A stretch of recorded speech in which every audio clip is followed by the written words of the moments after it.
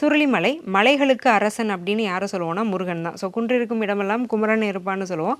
So அதே மாதிரி தேனியிலேருந்து ஒரு 40 கிலோமீட்டர்ஸில் இருக்கக்கூடிய இந்த சுருளிமலையிலையுமே முருகன் தான் அருள் பாலிக்கிறாரு. இந்த முருகனை போய் கடகராசிக்காரங்க வழிபடும் பட்சத்தில் திருமண தடை அப்படிங்கிறது நீங்கும். குறிப்பாக 8ஆம் இடத்துல சனி இருக்கிறவங்களுக்குலாம் திருமணம் ரொம்ப தாமதமாகும்.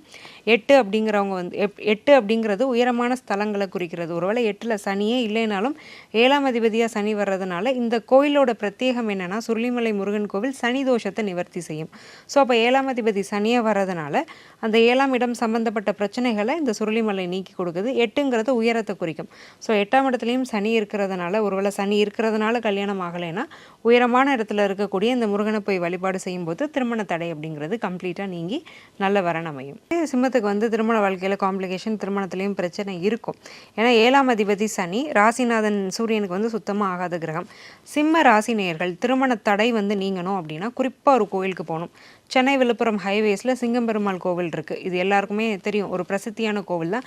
இந்த கோவிலேருந்து சுமார் 10 கிலோமீட்டர் உள்ளே போனீங்க அப்படின்னா அனுமந்தபுரம் அப்படின்னு ஒரு கோவில் இருக்குது. ஸோ இது ஆஞ்சநேயருக்கான கோவில். சனியுடைய அதிதேவதை யார்? ஆஞ்சநேயர். ஸோ ஆஞ்சநேயர் விநாயகர் வழிபாடு செய்யும்போது சனி சம்பந்தப்பட்ட தோஷங்கள் பாவங்கள்லாம் நீங்கும்.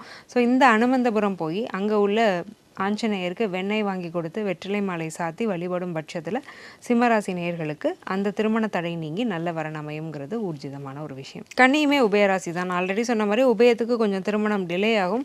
அதே மாதிரி 7ஆம் அதிபதி குருவாக வர்றதுனால ஒரு ஈகோ கிளாஷ் அப்படிங்கிறது கன்னிராசிக்காரங்களுக்கும் அவங்க பார்ட்னருக்கும் இருந்துகிட்டே இருக்கும். ஏன்னா கன்னிராசிக்காரங்களோட பார்ட்னர் கொஞ்சம் கன்னிராசியை வழி நடத்த முற்படுவாங்க. அதை கன்னி வந்து ஏற்றுக்காது. ஏன்னா கன்னிக்கே அறிவு அதிகமாக இருக்கும். ஸோ திருமண தடை நீங்கிறதுக்கும் திருமணமான தம்பதிகள் நல்லா இருக்கிறதுக்கும் கன்னிராசிக்காரங்க நிச்சயமாக போய் வழிபாடு செய்ய வேண்டிய ஒரு கோவில் அரியமங்கலம் அப்படிங்கிற ஒரு ஊர் இருக்குது. திருச்சி மாவட்டத்தில் இருக்குது.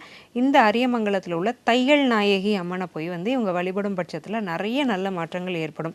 ஏன்னா திருமண தடையை சுக்குநூறாக உடைச்சறியக்கூடிய ஒரு சக்தி அப்படிங்கிறது இந்த கோவிலில் இருக்குது. ஸோ அங்கே வந்து ஒரு பிரசித்தியான ஒரு வழிபாடும் இருக்குது. அங்கே உள்ள மகாமண்டபத்தில் உப்பு மிளகு வாங்கி காணிக்கை கொடுத்துட்டு இந்த அம்மனை வழிபாடு செஞ்சுட்டு வரும் பட்சத்தில் திருமண தடை அப்படிங்கிறது நிச்சயமாக நீங்குது.